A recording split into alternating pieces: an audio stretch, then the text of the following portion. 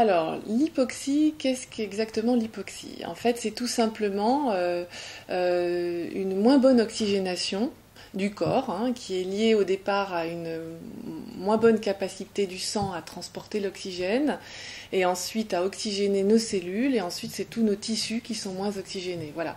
Donc cette hypoxie chronique, elle a plusieurs causes. Ça peut être dû à un environnement très pollué, par exemple, mais également à des personnes qui ont des maladies plus ou moins graves. Et puis aussi en vieillissant, plus on vieillit, moins on s'oxygène parce que la capacité oxygénante du sang diminue. Alors, pour remédier à l'hypoxie, il faut agir sur différents leviers, selon donc les causes. Hein. Déjà, quand on est dans un univers très très pollué, eh bien, il faut augmenter son apport en transporteur d'oxygénation, comme on peut le faire avec le bol d'air Jacquier. Agir aussi sur la respiration. Sur l'exercice physique, mais parfois ça ne suffit pas, et c'est là qu'intervient le bol d'air Jacquier.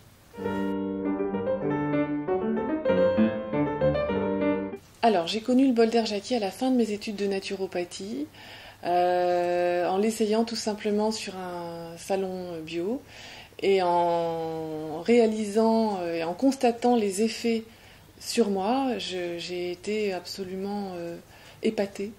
Et j'ai décidé d'en acheter un pour ma pratique en tant que naturopathe.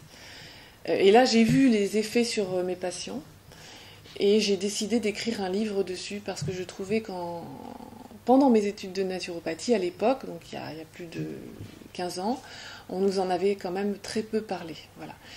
Et mon livre a permis de ce fait-là de faire connaître davantage le bol d'air Jacquier auprès du grand public. C'était d'ailleurs le but, pour aider les personnes qui en avaient besoin, puisque le bol d'air Jacquier, quand on a un problème de santé,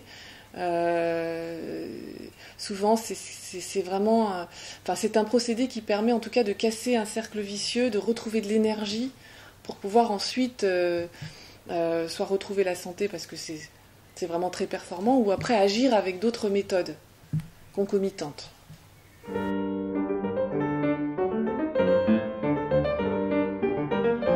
Alors, en fait, avec le bol d'air Jacquier, on ne respire pas de l'oxygène en plus. Il y a toujours 21% d'oxygène dans l'atmosphère, où que l'on soit.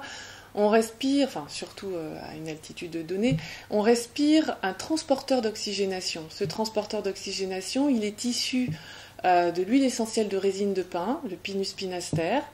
Et cette huile essentielle de résine de pin est transformée grâce à tout un système dans l'appareil.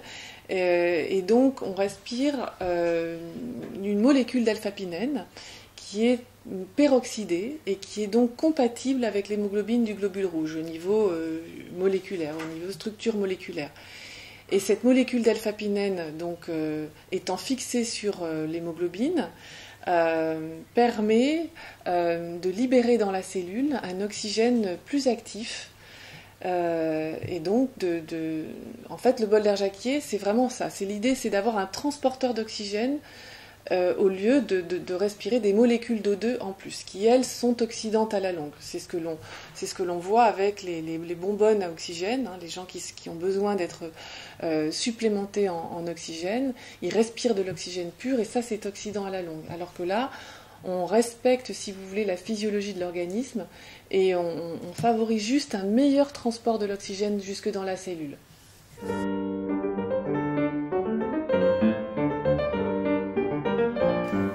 Alors, le bol d'air, de ce fait-là, comme on ne respire pas de l'oxygène en plus, ne peut pas entraîner de suroxygénation. On reste toujours dans les limites de la physiologie, et on crée justement juste un rééquilibrage en fait, par rapport à cette hypoxie qui est toujours plus ou moins latente. Et c'est pour ça qu'on a au contraire pas du tout les effets oxydants que l'on peut avoir avec les supplémentations en oxygène pur, et au contraire que l'on a un effet antioxydant qui est très net, qui a été mesuré avec des tests homologués par le ministère de la Santé, des études sur des rats qui ont démontré que le bol d'air était vraiment antioxydant, donc anti-vieillissement. J'ai bien connu Monsieur Jacquier, qui est décédé à 99 ans, et qui, à son âge, lorsqu'on avait des discussions, me lisait des petits caractères. Parfois, il faisait référence à des dossiers, et sans lunettes. Il avait une absence totale de cataracte, qui est vraiment un des premiers signes de l'oxydation due au temps, au vieillissement. Et il avait une très très très bonne vue.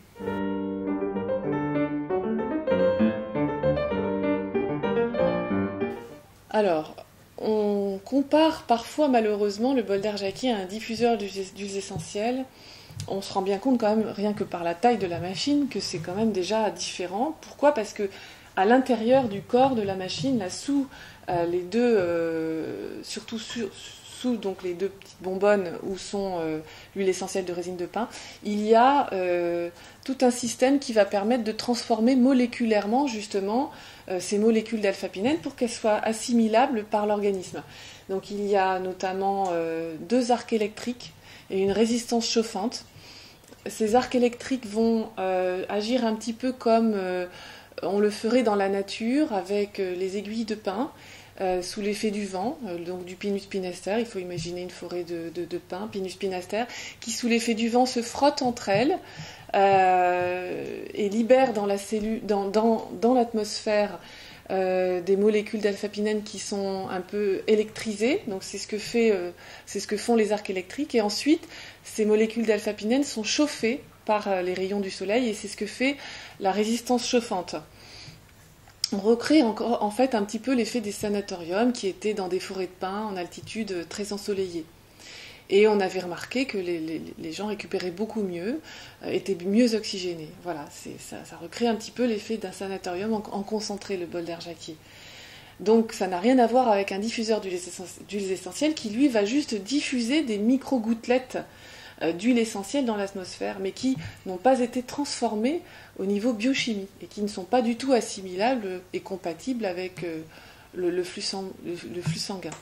Tout en sachant qu'en plus ici, on a affaire à une huile essentielle bien particulière.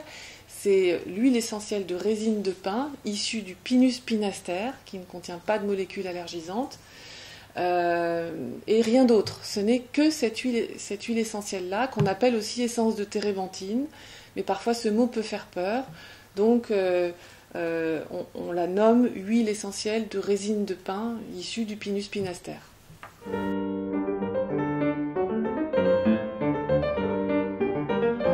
Alors, les principales indications du bol d'air Jacquier, souvent quand je réponds comme ça, on pense que j'exagère, mais en fait c'est tout. Puisque l'oxygène c'est la vie, et que quand on respire ces transporteurs d'oxygénation, on ne va pas aller cibler un organe plus qu'un autre. On va aller mieux oxygéner le corps dans sa globalité, et donc agir sur tous les systèmes organiques. Mais en premier, c'est sûr que ce sont les émonctoires qui en bénéficient beaucoup. Donc les émonctoires, ce sont nos organes d'élimination, comme le foie, qui est très soutenu, qui est vraiment bien soutenu par une meilleure oxygénation. Ensuite, bien entendu, l'intestin, on va relancer le transit intestinal. Aussi, les reins sont bien soutenus, donc de meilleures éliminations, une meilleure diurèse aussi. Après, la peau, qui est mieux régénérée. Donc en fait, on agit beaucoup sur les émonctoires, mais également sur l'assimilation. Donc une meilleure assimilation des nutriments au niveau de la cellule, puisque dans chaque cellule, on a une mitochondrie. C'est un petit organe qui, grâce à l'oxygène, va permettre de comburer les nutriments pour donner de l'énergie.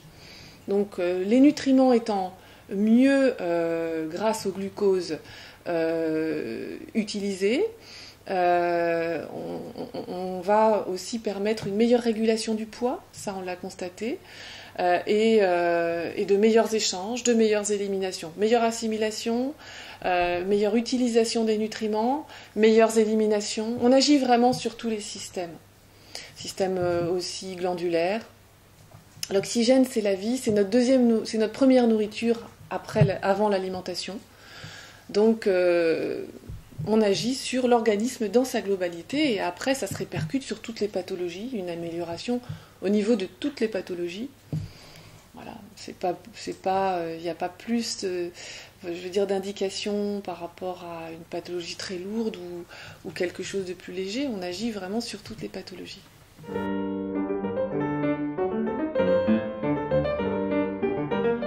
Alors, à ma connaissance, il n'y a pas de contre-indication à l'utilisation du bol d'air Jacquier. Simplement, il faut y aller doucement au début, surtout quand on a justement une pathologie. Dans les cas d'asthme, par exemple, il faut y aller, pour quelqu'un qui a un asthme sévère, y aller vraiment très doucement parce qu'en fait, on peut créer des crises d'élimination. Donc, on peut générer, par exemple, pour quelqu'un qui a un asthme sévère, si on lui fait faire 12 minutes d'un coup, une crise d'élimination pour éliminer les mucus, par exemple. Et donc, générer une grosse crise d'asthme, mais qui va être là salutaire pour éliminer davantage de mucosité. Donc pour éviter ces crises d'élimination que le corps peut plus ou moins bien gérer, et parfois moins bien parce que c'est trop lourd à gérer, il faut tout simplement y aller doucement. Voilà. C'est ce qu'on préconise toujours chez les gens qui ont des pathologies quand même plus lourdes. Après, par contre, quand on n'a pas de problème de santé important, il n'y a aucune contre-indication, comme je vous disais au début. Et là, on peut commencer à en faire, par exemple, 6 minutes par jour sans problème. Il n'y a pas d'accoutumance non plus, et pas d'effet de manque quand on arrête non plus. Donc c'est assez surprenant. Je pense que c'est parce qu'on reste de toute façon toujours dans les limites de la physiologie avec le bol d'air Jacquier.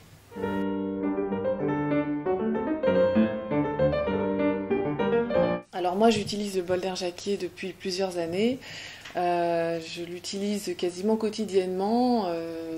Souvent, c'est des petites séances de 3 minutes. Et puis, quand j'en ressens le besoin, je peux en faire plus, comme 2 fois 6 minutes dans la journée. Je préfère faire 2 fois 6 minutes plutôt que 1 fois 12 minutes. J'ai remarqué que c'était quand même plus efficace et plus cohérent pour l'organisme en tout cas.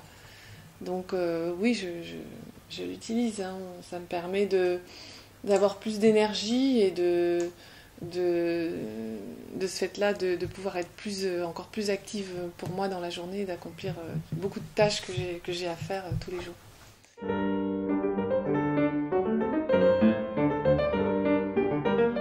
Alors, on peut pratiquer des séances de bol d'air dans différentes structures qui sont équipées. Ça peut aller du magasin biologique ou alors chez son kiné qui est équipé d'un bol d'air ou certains médecins homéopathes. Souvent, c'est des médecins qui sont quand même sensibilisés aux techniques, aux médecines plus douces. Il y a aussi quelques centres bol d'air en France, notamment à Lyon, il y a une boutique bol d'air Jacquier. Là, bientôt sur Paris, dès la cour en fin juin, donc ouvre une belle boutique avec plusieurs bol d'air Jacquier, donc, où les gens pourront s'y rendre en libre service. J'ai moi-même à Annecy un centre pédagogique avec un espace bol d'air Jacquier. Maintenant, il faut, je pense, aller tout simplement sur le site du laboratoire Holist qui fabrique les bols d'air. Et là, je pense qu'il doit y avoir la liste dans chaque ville de points, de lieux où on peut faire des bols d'air. Il y a aussi les centres d'esthétique, certaines esthéticiennes en ont. Voilà, il faut se renseigner.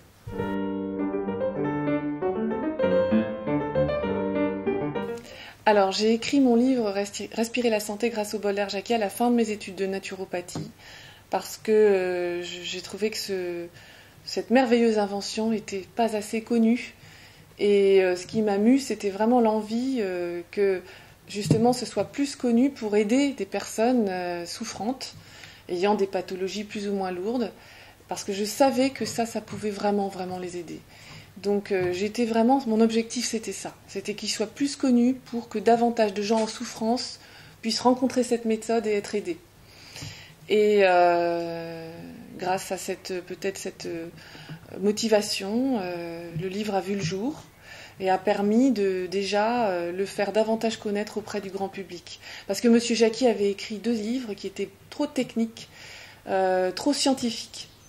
Et ça ne permettait pas de faire connaître la méthode plus facilement pour le grand public. Donc voilà, le but de ce livre, c'était qu'il soit suffisamment scientifique, mais aussi suffisamment pédagogique pour, de façon didactique, mieux faire comprendre la méthode.